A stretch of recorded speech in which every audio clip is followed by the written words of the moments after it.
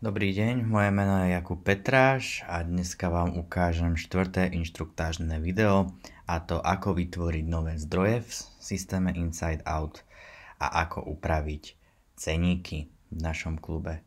Ak nie ste šéf-tréner alebo manažer klubu, toto video môžete preskočiť, lebo je určené práve pre šéf-trénera.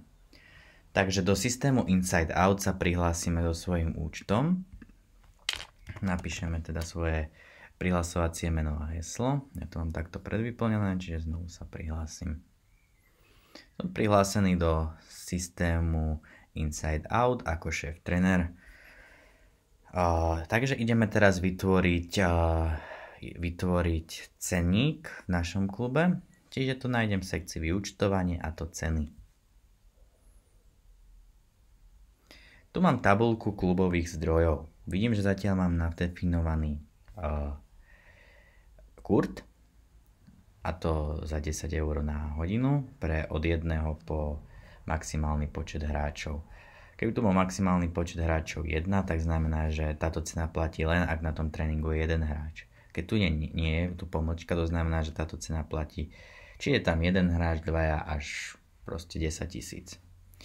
Plus tu máme platný platný do nie je zadefinované, tréningový typ nie je zadefinované.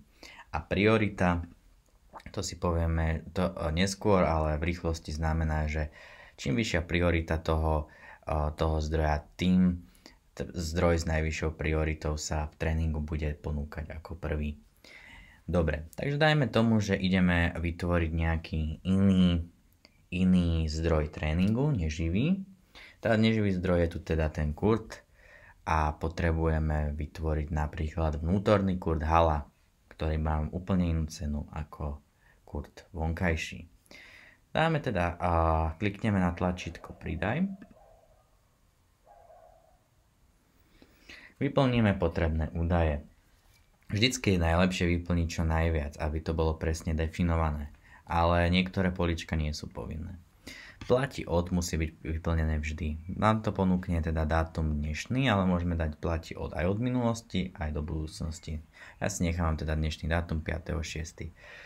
Platí do, dajme tomu, že to je len na letnú sezónu, alebo do konca roka, lebo to bude vnútorný kurt, či do 31.12.2024. Platné v hodinách dňa. My môžeme mať inú cenu pre daný zdroj do obeda, na obed, po obede, večer. To je hlavne pre kurty.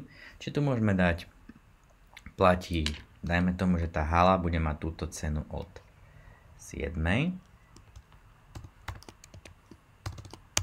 do 12. Čiže do obedná cena.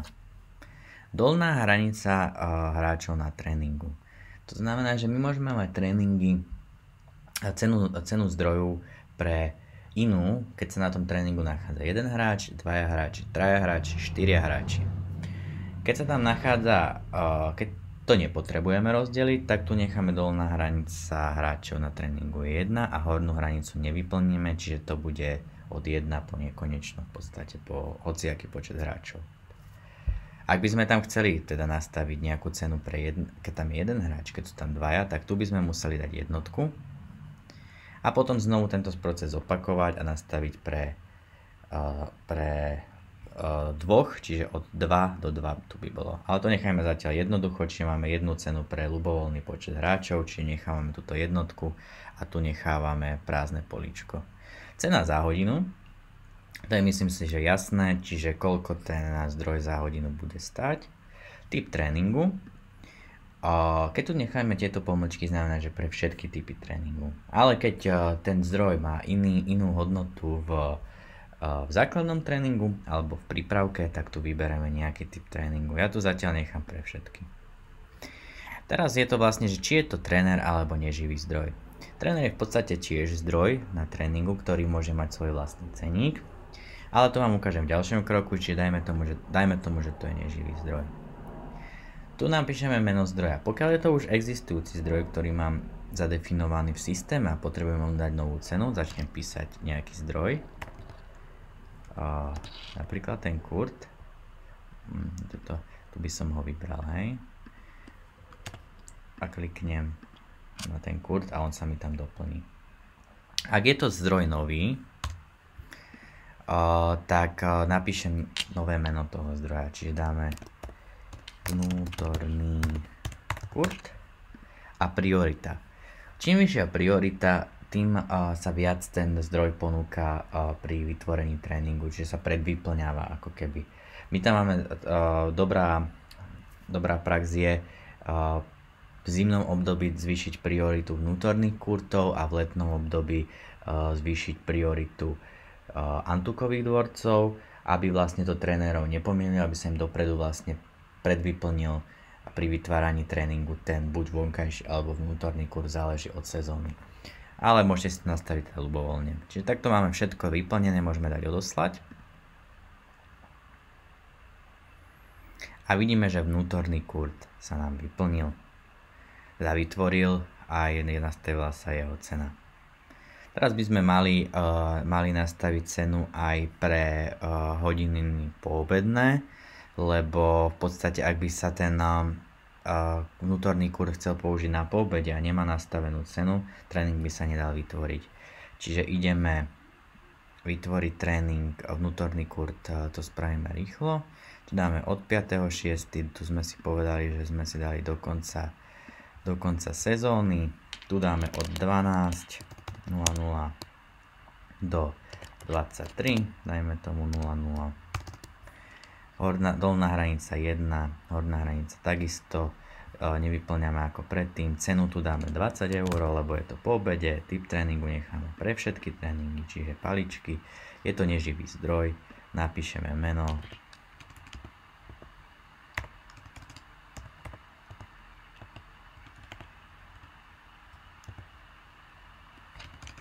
Vnútorný kurt a dáme priorita 1 odoslať.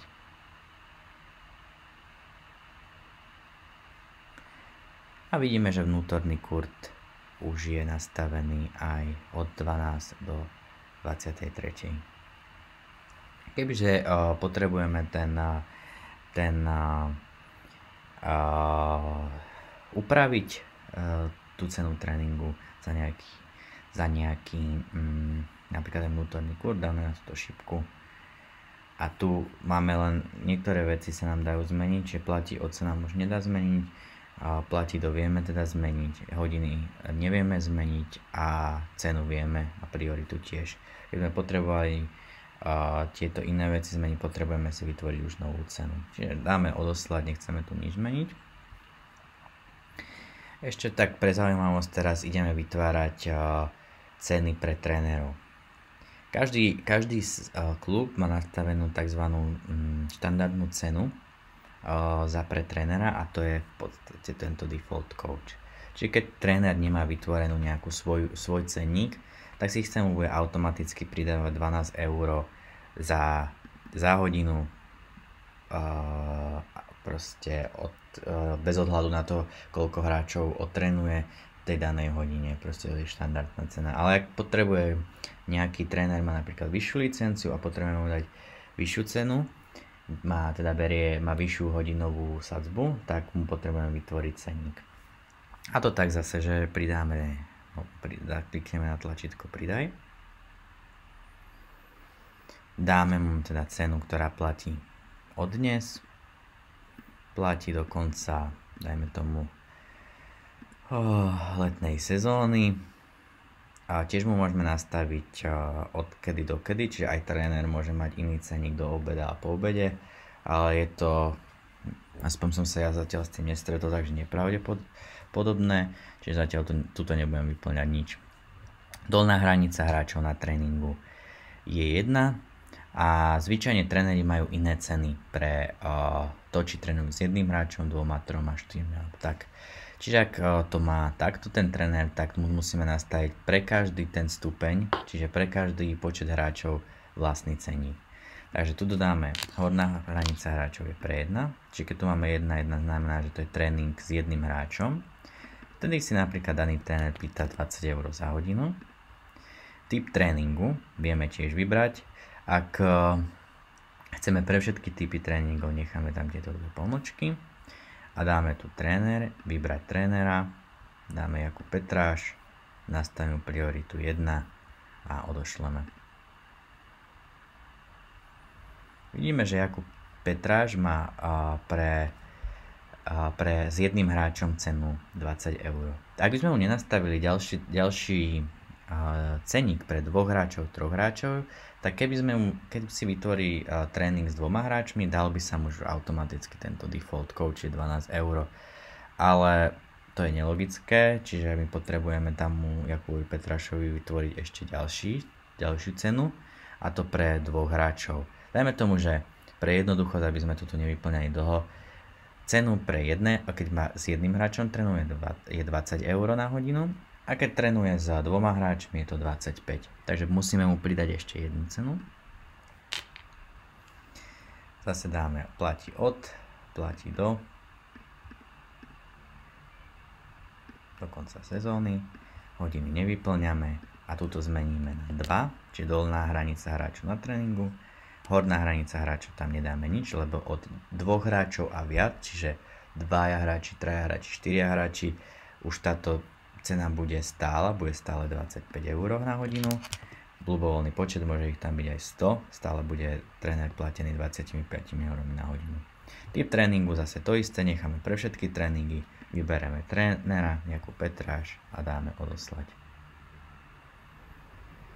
A vidíme, že sa nám to tu uložilo. Čiže teraz vidíme, že Jakub Petráš, tréner, keď trénuje s jedným hráčom, bude mu účtované 20 eur na hodinu, keď bude trénovať s viacerými hráčmi, s 2 a viacerými je to 25 eur na hodinu. Je treba ešte pripomenúť, že to je cena tréningu. V našom systéme sa vypočítava ako cena nákladov deleno počet hráčov. Čiže vlastne Jakub Petráš, táto cena na hodinu tú hodinovú sadzbu tí hráči rozdelia v danom tréningu. Tak toto je asi všetko k ceníkom. Ja vám ďakujem za pozornosť a teším sa na ďalšie stretnutie.